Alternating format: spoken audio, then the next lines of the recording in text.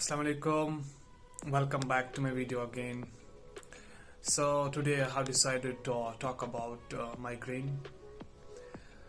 तो जो ये माइग्रेन है ये एक्चुअली एक सिंड्रोम है. Syndrome it's actually combination of science and symptoms. तो अगर हम स्पेसिफिकली माइग्रेन की बात करें, माइग्रेन का जो है ना अब तक कोई स्पेसिफिक काज नहीं ढूंढा गया है. इसकी कोई एक स्पेसिफिक वजह नहीं ढूंढी गई है. ऑल्दो हमारे पास बहुत सारी हाइपोथेसिस है और थ्योरीज है इसके काज के रिलेट, बट एक्चुअली स्पेसिफिक कोई भी कॉज नहीं ढूंढा गया अब तक इसका. बट इसकी जो फेजेस है, जैसे हमारे पास पहला फेज जो होता है वो प्रोड्रोम होता है. तो इस फेज में हम क्या होता है कि पेशेंट को कुछ स्पेसिफिक सिम्टम्स होती है. जैसे कि सबसे पहले जो पेशेंट को फील होता है वो ये होता है कि लेस एनर्जेटिक और लिथार्जिक, और we can say the malaise kind of feeling. Patient को लगता है कि, और जो पेशेंट को फील होता है वो होता है फोटोफोबिया, यानी लाइट का जो है ना डर लगने लगता है काइंड ऑफ, यानी लाइट से हेट होती है, नफरत होती है लाइट से. These patients want go in the dark place. ये जो है ना ये चाहते हैं कि हम किसी अंधेरी जगह में जाए जहाँ पर लाइट ना हो, हमें डायरेक्ट एक्सपोजर टू लाइट ना हो. और फोनोफोबिया यानी वॉइस आवाज का जो है ना इनको डर लगता है, शोर शराबा. ये लोग जो है ना ये चाहते हैं कि हम साइलेंस में चली जाए, उस जगह चली जाए जहाँ खामोशी हो, जहाँ चीखने चिल्लाने की आवाजें ना हो, बिल्कुल नाइस फ्री एनवायरनमेंट हो और साइलेंस हो. तो इसको फोनोफोबिया कहते हैं. Also one more is like restlessness. इनको बेचैनी बेकरारी सी होती है विदाउट एनी स्पेसिफिक काज. तो ये सब चीजें जो है ना ये प्रोड्रोम में होती है. जब प्रोड्रोम खत्म होता है तो patient wents into the what I call as the aura phase. Aura में क्या होता है एक्चुअली, जो पेशेंट की जो ये सिम्टम्स है ना इनकी सिवियरिटी बढ़ जाती है. Mostly the visual field symptoms. Patient को विजुअल फील्ड में सम प्रॉब्लम्स होती है, लाइक डिस्टॉर्टेड विजन, या we can say that blurred vision होता है. इन पेशेंट्स को लगता है कि कभी कभी पेशेंट्स में देखा गया है कि उनकी कंप्लेन होती है कि हमें लगता है कि हम अंधे हो रहे हैं, हमें दिखाई नहीं दे रहा है पूरी तरह से, और अगर कुछ दिखाई भी देता है तो वो ब्लर्ड होता है, यानी पूरा धुंधला सा दिखाई देता है. और कुछ पेशेंट्स में ये भी देखा गया है कि उनकी जो सामने है ना कुछ जिगजैग लाइन सी बनती है, यानी रेज टाइप ऑफ पैटर्न बनता है. तो ये भी जो है ना ऑरा फेज में देखा गया है. और लाइट सेंसिटिविटी बढ़ जाती है. फोनोफोबिया सेंसिटिविटी ऑल्सो बढ़ जाती है. Restlessness, sometimes it has also been seen that ये पेशेंट जो है ना इनकी जो पल्पिटेशंस लाइक कार्डियक इश्यूज वो भी थोड़ी प्रिसिपिटेट हो जाते हैं. एरिथमिया समटाइम्स में develop in this patients. And in most of the cases it has also been seen that associated nausea, vomiting phases, यानी उल्टी होने की अलामतें होने लगती है. तो ये सब जो है ना ये ऑरा फेज में होती है.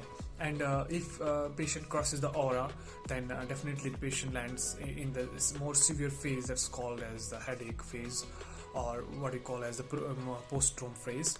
तो इसमें मोस्टली क्या होता है ना कि पेशेंट को माइग्रेन अटैक हो जाता है, जिसको हम माइग्रेन अटैक कहते हैं. क्या होता है कि ये इन साइंस और सिम्टम्स, मोस्टली द सिम्टम्स की जो सिवियरिटी है वो बहुत ज़्यादा बढ़ जाती है.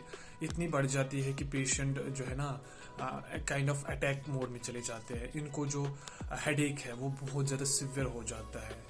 Throbbing type of headache, like mostly जो देखा गया है कि इनका जो सर दर्द है वो बहुत ज़्यादा इतना बढ़ जाता है, और वो यूनिलेटरल होता है, एक साइड में मोस्टली देखा गया है. और इसमें जो है ना मोस्टली हमारी जो आईज इन्वॉल्व होती है. आई जो है ना आंखों में प्रेशर आने लगता है. मोस्टली ऐसा लगता है कि पेशेंट की जो आंख में है ना काइंड ऑफ पोस्टीरियर मास जैसे पुश कर रहा है, कोई चीज़ जो है ना आंख को पुश कर रही है पीछे से, उतनी पेन होती है. और ये जो पेशेंट्स फिर इनको इन सिम्टम्स की वजह से sometimes they feel like they are going to have the visual field loss. उनको लगता है कि हम बिल्कुल परमानेंट अंधे हो रहे हैं. और कभी कभी नॉशिया, वोमिटिंग, को कभी कभी वॉमिट भी कर लेते हैं. खाया पिया होगा कुछ या भूखे तो उनको उल्टी आने लग जाती है, और बिल्कुल लिथार्जिक हो जाते हैं. और at that time they just go into the very severe phase. अगर हम पोस्ट ट्रोम की बात करें, जब पेशेंट का जो ये अटैक है, माइग्रेन अटैक, ये जब खत्म होता है, बट एक्चुअली क्या होता है ना कि पोस्ट ट्रोम में जो सिम्टम्स होती है उनकी सिवियरिटी कम होती है, but the symptoms are persisting there. वो सिम्टम्स वहाँ होती है, लाइक पेशेंट को अभी भी उतनी एनर्जी नहीं होती है, और उतनी मोटिवेशन ड्राइव नहीं होती है। Still nausea is there sometimes in this patients, और कभी कभी भूख कम हो जाती है, और विजुअल फील्ड पूरा जो है ना प्रॉपर रिपेयर नहीं होता है। अभी भी थोड़ा बहुत विजुअल फील्ड में लाइक फोटो सेंसिटिविटी होती है देयर, फोनोफोबिया देयर होता है, बट सिवियरिटी कम होती है। तो ये जो पोस्ट ट्रॉमा फेज है ये यूजुअली लास्ट करता है up to may be 24 to 72 hours, यानी 1-2 दिन ये चलता रहता है। अगर हम काजेज की बात करें, माइग्रेन के क्या काजेज होते हैं, क्या वजह होती है कि जिससे माइग्रेन होता है। देखिए, जैसे कि मैंने पहले ही कहा कि माइग्रेन की कोई स्पेसिफिक काज नहीं होती है। माइग्रेन एक सिंड्रोम है, तो ये अंडर रिसर्च है, अभी इस पर जो है रिसर्च चल रहा है। कुछ काजेज जो है माइग्रेन की वो हाइपोथेटिकल है स्टिल, और उन्हीं के बेस पर हम पेशेंट्स को सिम्टोमेटिक ट्रीटमेंट देते हैं। अगर हम ये जो काजेज देखें, पहला काज जो है कि वो मोस्टली जेनेटिक काज होता है। पेशेंट्स किसी किसी पेशेंट्स में देखा गया है कि उनकी फैमिलीज में ये चलता है, फैमिली हिस्ट्री होती है तो उनमें चलता है ये, और कुछ फूड रिलेटेड यानी डाइट रिलेटेड इश्यूज होते हैं उनमें भी चलता है। अगर हम फीमेल प्रिडोमिनेंस देखी गई, इसमें औरतों में जो है ना 20% देखा गया है, और इन कंपेयर टू मेल्स मर्दों में ये ऑलमोस्ट 6% देखा गया है। तो इसकी भी ये एक जेनेटिक प्रेडिपोजिशन है। और one more thing is like इसके कुछ ट्रिगर्स होते हैं। माइग्रेन ऐसे ही नहीं होता स्पॉन्टेनियस। अगर किसी पेशेंट को जेनेटिक वल्नरेबिलिटी है और काइंड ऑफ रिस्क है, but there must be a trigger to happen. तो कुछ ट्रिगर्स होते हैं जो माइग्रेन को करते हैं। कुछ ट्रिगर्स ऐसे हैं जैसे अगर कोई सडन एनवायरमेंटल चेंज है। फॉर एग्जांपल, एक पेशेंट है जिसको माइग्रेन हेडेक तो है, but he has also the change in environment, like from going to cold environment to the hot humid conditions that can precipitate, तो ये भी माइग्रेन कर सकती है। environmental changes, डाइटरी चेंजेस होती है। मोस्टली देखा गया है कि डाइटरी चेंजेस में जो है ना डायरी फूड्स जो है ये इन्वॉल्व है माइग्रेन को ट्रिगर करने में। अच्छा, और एक चीज़ है जो है एंजाइटी। कुछ पेशेंट्स जो होते हैं ना, देखा गया है कि माइग्रेन पेशेंट्स को एक मोस्ट ट्रिगर जो है वो एंजाइटी है। एंजाइटी यानी कोई भी परेशानी है, छोटी से छोटी, बड़ी से बड़ी परेशानी, अगर माइग्रेन पेशेंट ऑलरेडी डायग्नोज है तो उनको ये प्रेसिपिटेट और ट्रिगर कर सकता है माइग्रेन अटैक। अच्छा, और एक चीज़ जो है वो ये है स्लीप साइकिल डिस्टर्बेंसेस। नींद का स्लीप का जो पैटर्न है ना वो चेंज होना। एक दिन मतलब एक रात को आप 12 बजे सोते हो रात के, और दूसरी रात को आप रात के 3 बजे सोते हो, और तीसरी रात को आप रात के 9 बजे सोते हो। तो ये एक काइंड ऑफ स्लीप पैटर्न नहीं है, तो इसमें चेंज यानी। अच्छा, इसमें और एक चीज़ भी है, नींद से उठना। तो उसकी भी एक स्पेसिफिक टाइमिंग होती है। अगर आप सुबह 6 बजे उठते हो तो that should be consistent. Although देखा गया है कि माइग्रेन पेशेंट्स को जो है ना एक इफेक्टिव स्लीप की ज़रूरत होती है, almost 8 to 9 hours minimum hours. So उनको ये नींद की जो आवर्स है ये पूरे करनी चाहिए। बट स्टिल अगर आप एक कंसिस्टेंट टाइमिंग रखते हो सोने और जागने का, तो ये एक अच्छा फैक्टर बनता है। Otherwise sleep deprivation and disturbance in the sleep cycle can precipitate this also. Female predominance देखी गई है, औरतों में ज़्यादा माइग्रेन की जो ये है ना एपिसोड्स और देखे गए हैं कि औरतों में ज़्यादा है। इसकी कुछ वजह है कि जेनेटिक प्रेडिपोजिशन है, और एक और वजह है हार्मोन्स। जो भी औरतें जिनको भी माइग्रेन डायग्नोज हुआ है उनको यूजुअली जो है ना माइग्रेन की जो फ्लेयर होती है वो यूजुअली ड्यूरिंग द पीरियड्स होती है। तो इसकी जो वजह है वो हार्मोनल चेंजेस है, हार्मोन फ्लक्चुएशन है। तो ये भी एक फैक्टर है वुमेन्स के लिए।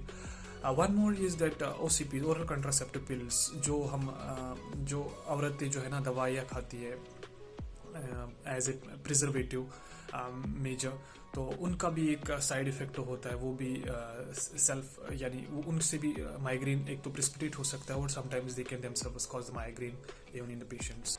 और औरतों में ये भी देखा गया है कि they are like womens are sensitive, उनकी जो है ना वो एंजाइटी के शिकार ज़्यादातर होते हैं क्योंकि God has made them as such. So उनको एक ये भी रिस्क होती है कि उनको जल्दी एंजाइटी हो जाती है और anxiety is again A trigger and precipitator for the migraine.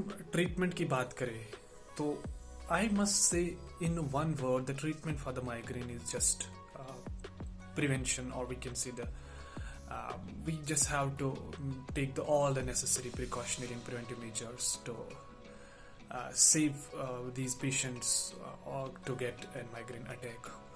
Just prevention, and even after if we put the patients on the medications, they still need to get the preventive measures. अगर हम migraine patients को medication देते भी है but इसके अलावा भी उनको सिर्फ एक चीज़ बचा सकती है, वो प्रिवेंशन है।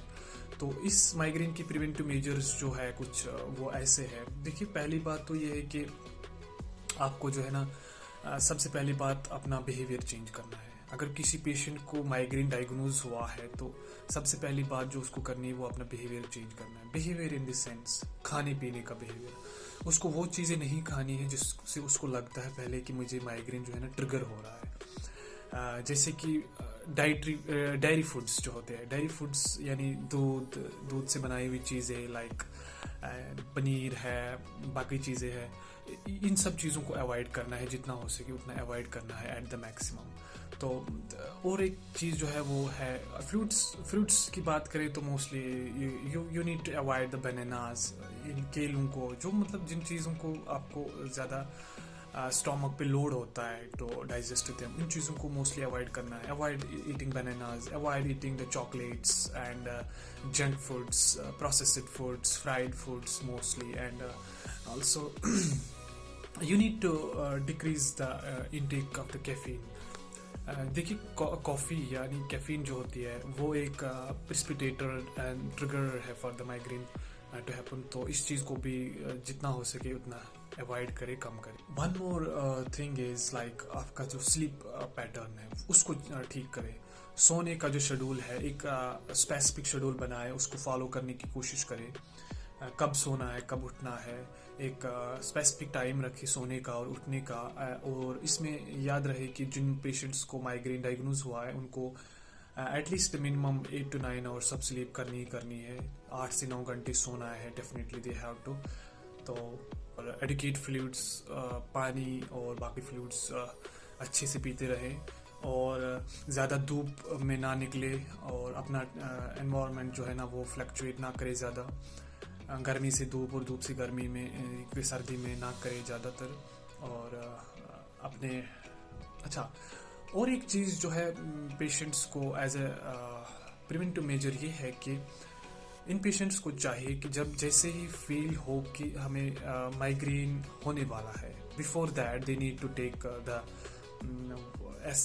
एस्प्रिन और द पैरासिटामोल, जो भी डॉक्टर ने आपको दिया है तो वो ले ले आप। पहले ये ना सोचें कि अटैक होगा, माइग्रेन होगा उसके बाद लेंगे। देखिए, उसके बाद mostly these medications don't work, so you need to prevent। आपको क्या है ना कि खुद को बचाना है माइग्रेन अटैक में जाने से, अटैक मोड में जाने से। तो उसके लिए आपको पैरासिटामोल और एस्प्रिन लेनी है जैसे ही लगे कि आपको माइग्रेन होने वाली है।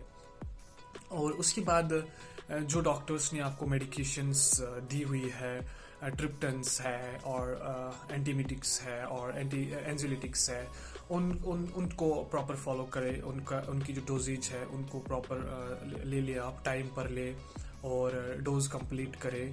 तो ये सब चीज़ें जो है ना ये आप फॉलो कर सकते हो to tackle this syndrome. Hopefully in the future we will get a better permanent treatment for this syndrome, and we are hoping for that.